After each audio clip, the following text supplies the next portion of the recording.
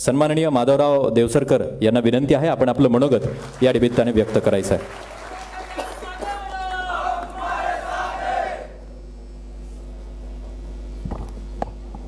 सर्वप्रथम ज्या मातेने दोन छत्रपती घडविले, राष्ट्रमाता राजमाता मासाहेब जिजाऊ, बहुजन प्रतिपालक छत्रपती शिवराय, तसेच बहुजन समाजातील सर्व महापुरुष, त्यांच्या विचारांना त्यांच्या कार्याला सर्वप्रथम अभिवादन करतो।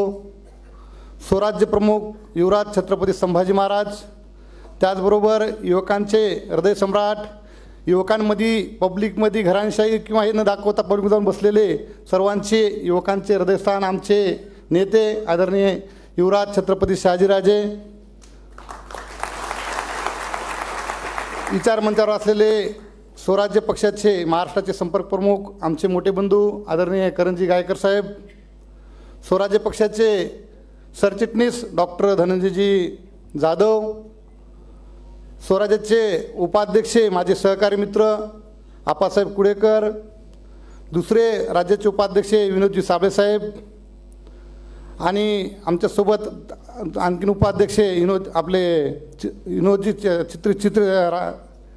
रघुनाथ चित्रे पाटील, आणि सर्व आमच्यावर वास ठेवणारे आणि आम्हाला लहान भावासारखं सोबत घेऊन चालणारे राहुलभाऊ शिंदे, संजयजी पवार, आणि अतिशय मुंबईत या ठिकाणी नवी मुंबई असेल किंवा मुंबई या ठिकाणी एवढं देखणं एवढं चांगलं आम्ही ठाण्यापासून बघतो, एवढं चांगलं नियोजन करणारे आमचे मोठे बंधू, त्याला सर्वजण बाबा म्हणतात, अंकुशजी कदम व विचार मंचावरील सर्व स्वराज्याचे मावळे आणि समोर असलेले महाराष्ट्रातील कानाकोपऱ्यातून आलेले, तसेच नांदेड, हिंगोली, परभणी, लातूर जिल्ह्यातून मोठ्या संख्येने आलेले सर्व स्वराज्याचे प्रमुख पदाधिकारी व सर्वांना सर्वप्रथम स्वराज्य पक्षाच्या पहिल्या वर्धापन दिनानिमित्त सर्वांना खूप खूप शुभेच्छा देतो। मित्रांनो, आज आपण चांदा ते बांध्यापासून स्वराज्य पक्षाचे प्रमुख पदाधिकारी म्हणून या ठिकाणी आलेले आहोत। जर खऱ्या अर्थाने या ठिकाणी मावळे बोलले असते तर या ठिकाणी वानखेडे स्टेडियम किंवा कुठलं स्टेडियम हे कमी पडलं असतं महाराज।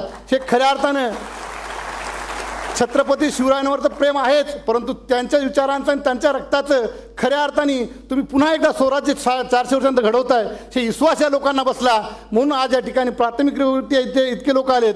परंतु आपण जी सुरुवात तुळजापूरपासून केली, आताच आमचे सहकारी म्हणले की मराठवाडा एक तोप आहे, परंतु सांगा तात्पर्य आपण एका वर्षाखाली तुळजापूर इथून आपण स्वराज्याची सुरुवात केली। आज खऱ्या अर्थानं खरं तुमचं सांगितलं पाहिजे की छत्रपतींच्या सोबत आम्ही काम करतो। आज आम्ही एक कुणब्याचे पोरं आज या ठिकाणी तुमच्या सोबत एखाद्या छोट्यासोबत न जाता छत्रपतींना काम करतोय, हे आम्हाला अभिमान आहे। आणि सांगायचं तात्पर्य एवढंच आहे की आज अख्खं मंत्रिमंडळ ज्यांनी कधी काचाच्या बाहेर निघाले आणि काचात बसून डरकाळ्या फोडल्या छत्रपती शिवरायांच्या नावाने पक्ष काढून शिवसेना, ते आज आमच्या हिंगोलीत आहेत, कोणी बीडमध्ये आहे तर कोणी परभणीत आहे, मुख्यमंत्री परभणीत आहेत, उपमुख्यमंत्री बीडमध्ये आहेत, आणि ते उद्धव ठाकरे आमच्या हिंगोलीत आहे। सांगायचं तात्पर्य एवढंच आहे महाराज की आपण सर्वांना कामाला लावलं आणि या सरकारला देखील आपण कामाला लावलं। परंतु आज आपल्या वर्धापन दिनाच्या निमित्त एवढं सांगतोय सरकारला की ज्या पद्धतीनं छत्रपती संभाजी महाराज हे जनजागृती करण्यासाठी किंवा शेतकऱ्यांच्या समस्या, कांद्याचा भाव, ऊसाचा भाव, सोयाबीनचा भाव, उडदाचा भाव, तुरीचा भाव आणि मुगाचा भाव जाणून घेण्यासाठी, आणि आजचे आपल्या भागातील उपकेंद्र जिथं आपल्या मायमुली डिलिव्हरी होते, ज्यांचं प्राथमिकरित्या ॲक्सिडेंट राहते त्या ठिकाणी दवाखाना कसा आहे बघण्यासाठी स्वतः त्या ठिकाणी जाऊन बघतात। परंतु आज या ठिकाणी शासन आपल्या दारी म्हणून जे काम चालवतात आणि जे आपल्या पैशावरती आज हे लाखो रुपये उधळतात, या सरकारने आपला थोडाफार अभ्यास किंवा आपले येऊन विनंती केली पाहिजे की महाराज साहेब आम्ही काय केलं पाहिजे, नाही तर आम्हाला ते आपल्या पक्षात घ्या, कारण का आम्हाला तर काही सुधारणा गेले घोटाळे करून, आम्हाला जनतेचं काम कसं करावं आणि शेतकऱ्यांना कांद्याचा भाव असेल किंवा भाव नियंत्रित कसा आणावं। आज खऱ्या अर्थानं आत्ताच आप्पासाहेब बोलल्याप्रमाणे मराठवाड्यामध्ये अगोदर 1 महिना अगोदर पाऊस पडला। आपल्या स्वराज्याच्या वर्धापन दिनानिमित्त आम्ही 1 तारखेला इंदोरीकर महाराजांचा कार्यक्रम ठेवला होता, परंतु 30 तारखेपर्यंत एवढा ढो पाऊस होता, जे आलेलं पीक वाहून गेले। आता त्या तारखेपासून आतापर्यंत पाऊस नाही महाराज।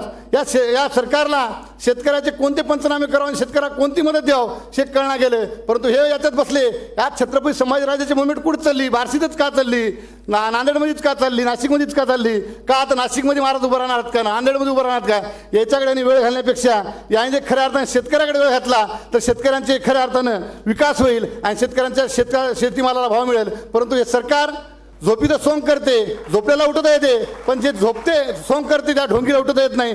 त्यासाठी या चारही पक्षाला मातीत घालण्यासाठी स्वराज्याची स्थापना झाली। मित्रांनो, आज महाराजांनी एका वर्षामध्ये अख्खा महाराष्ट्र पिंजून काढला. येणाऱ्या काळात आणखीन महाराजांनी महाराष्ट्र पिंजून काढण्यासाठी वेळ द्यावा. आणि आता सर्वांच्या उपस्थितीत मराठवाड्याच्या मी महाराजांना 16-17 तारीख लातूरसाठी मागतोय, कारण का लातूरकर अनेक दिवसाहून तारीख मागतायत. तर पुढच्या महिन्यामध्ये मराठवाड्यासाठी आपण किमान 8 दिवस द्यावं अशी अपेक्षा करतो. आणि या सरकारला पळोकिसोळ जर करायचं असेल तर आपण जास्तीत जास्त वेळ देणं गरजेचं आपण देत आहे. आता तर आपल्याला जास्त या ठिकाणी मी बोलत नाही. पुनश्च एकदा सर्व मराठवाड्यातून आलेल्या महाराष्ट्रातून आलेल्या सर्व स्वराज्याच्या मावळ्यांना पुनश्च एकदा स्वराज्य पक्षाच्या वर्धापन दिनानिमित्त शुभेच्छा देतो. थांबतो. जय जाऊ जय स्वराज्य.